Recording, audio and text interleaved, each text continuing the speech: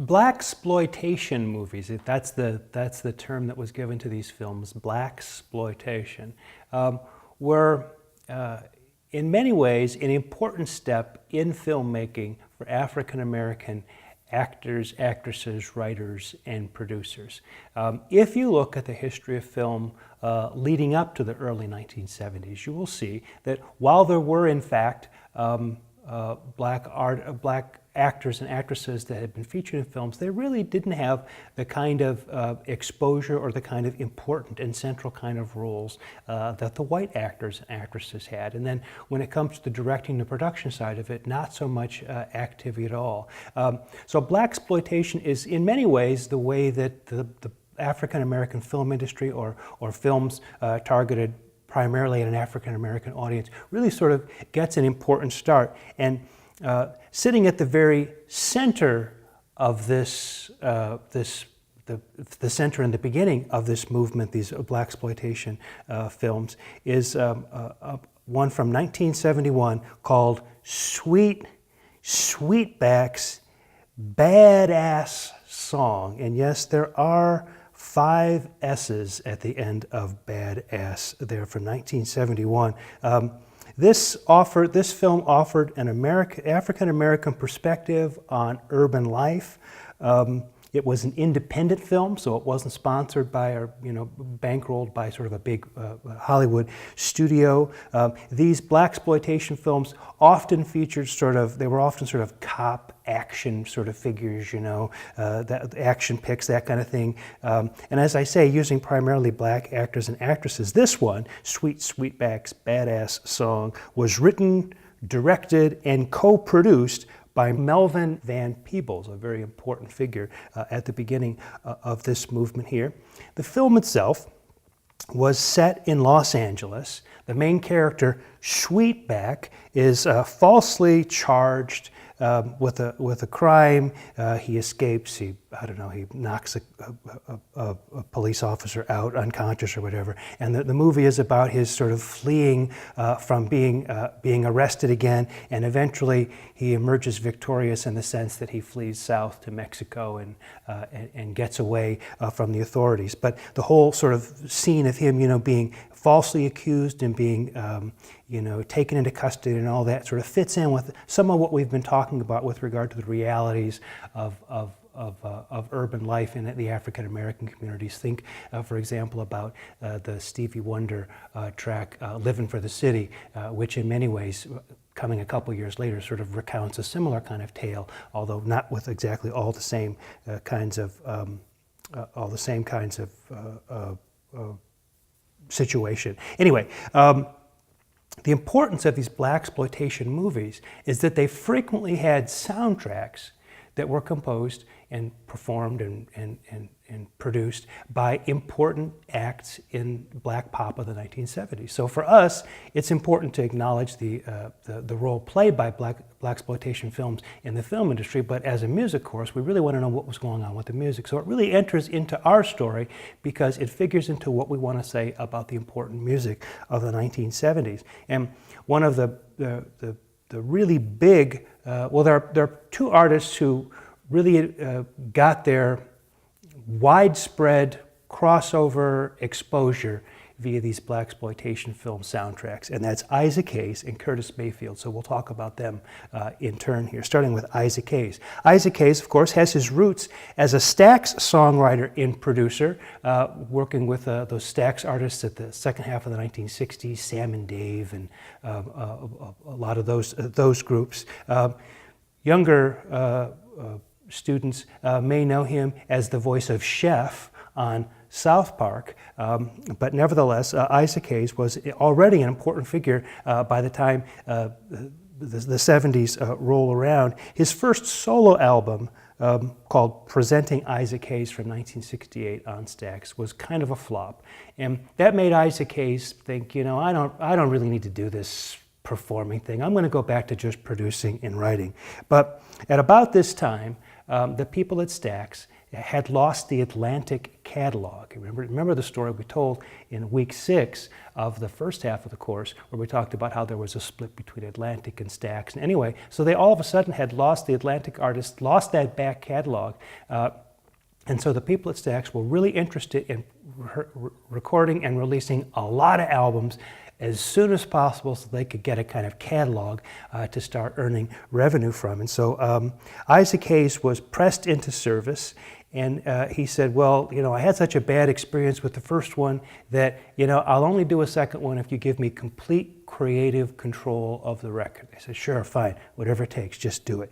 So he brought out this album in 1969 called Hot Buttered Soul. It's considered a classic in soul music. It had great commercial success on the R&B charts in the African American community. It's an album that has 4 tracks on it. 2 songs on one side, 2 songs on the other side. Well, and there's a long song on each side of that album. Isaac Hayes does the song By the Time I Get to Phoenix. Now that had been a song written by Jimmy Webb and had been a hit for Glenn Campbell on the country charts, a number 2 hit for Glenn Campbell in 1967, had crossed over to number 26 in the pop charts. And of course, Glenn Campbell became a kind of a celebrity via his variety show, the Glenn Campbell Good Time Hour. And so a hit by Glenn Campbell would get heard a lot on AM radio. But Isaac Hayes does his version of the tune.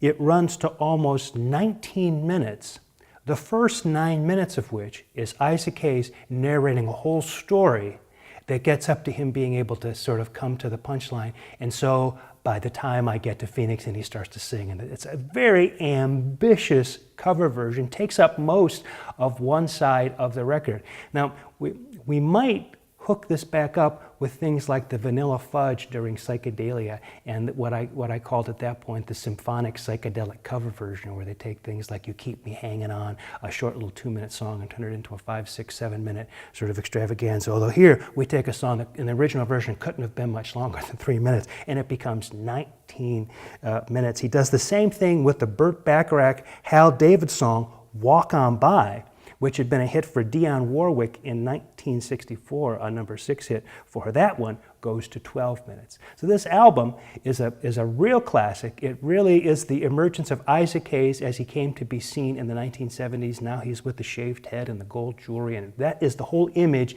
that became what Isaac Hayes was. So he did a couple more solo albums, and then he gets the call to do the soundtrack for a movie called Shaft. Now Shaft was, one step up from Sweet Sweetback's Badass Song, in the sense that now Shaft was released by a major studio. MGM released this movie in 1971. It was the story of John Shaft, a private eye in New York City, and his sort of goings-on in his life in the African American community. It was thought of at the time as he was a kind of a black James Bond, cooler than James Bond, that kind of thing. And so Isaac Hayes gets the call to do the soundtrack for that.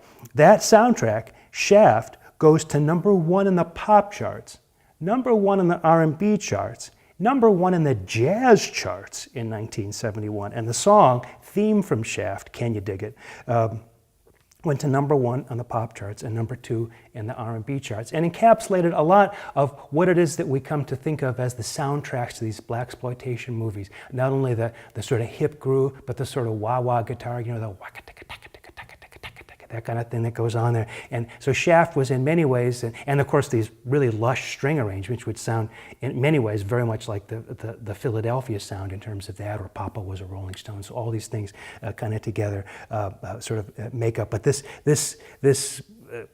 combination of elements is now really starting to come together in the early 70s, and we're seeing it in a lot of different places. The other person who had fantastic success with the soundtrack is Curtis Mayfield and his soundtrack for Superfly in 1972. Now, Curtis Mayfield had already had a lot of success on the R&B charts in the 1960s with his group based out of Chicago called the Impressions. He'd done some songwriting for Jerry Butler before that, and Jerry Butler had some hits. He comes to Chicago. He's got this group, the Impressions. They've got hits in 1963 with It's All Right, in 1964 with Keep On Pushing, in 1965 People Get Ready. All of them featuring Curtis Mayfield's lead vocal, which he sang mostly in falsetto, so another kind of falsetto vocalist that we can talk about in popular music to go with people like Brian Wilson and Frankie Valli and people like Eddie Kendricks from the Temptations. Anyway, he writes the soundtrack for Superfly, a film from 1972, which is the story of a cocaine dealer in New York City and all the adventures he has as a drug dealer dealing with the mafia and all that inside of New York City and this kind of thing. And the album, Superfly, in 1972, only misses the success of Shaft by one. It was #1 in the pop charts, #1 in the R&B charts, only #2 in the jazz charts in 1972. Two hits off of that, Freddie's Dead and the title song, Superfly. Interesting thing about Curtis Mayfield is if you were a white rock listener watching sort of television variety shows, of the black artists that I'm talking about this week that you would most likely see, Stevie Wonder would be somebody who you would see on mainstream TV a bunch. Stevie Wonder had, of course, already been a star in the 1960s. But Curtis Mayfield was on television constantly, or at least that's the way I recall it, living in the United States during that period. And so for many ways, for a lot of white listeners who didn't really know all the music that we're talking about this week, Curtis Mayfield was kind of the face, the embodiment of what was happening in black pop at the time. And of course it was associated with these blaxploitation films and all of the imaging of life and urban life, black urban life that went with it. And so it played a large role in sort of defining what black music was, black pop was, for people who really didn't know much of it, right? It was kind of a real outsider's perspective, and Curtis Mayfield sort of stood for a lot of that. Well, that ends our discussion of blaxploitation soundtracks. Let's now move on to the music of James Brown and the way that led to Parliament Funkadelic.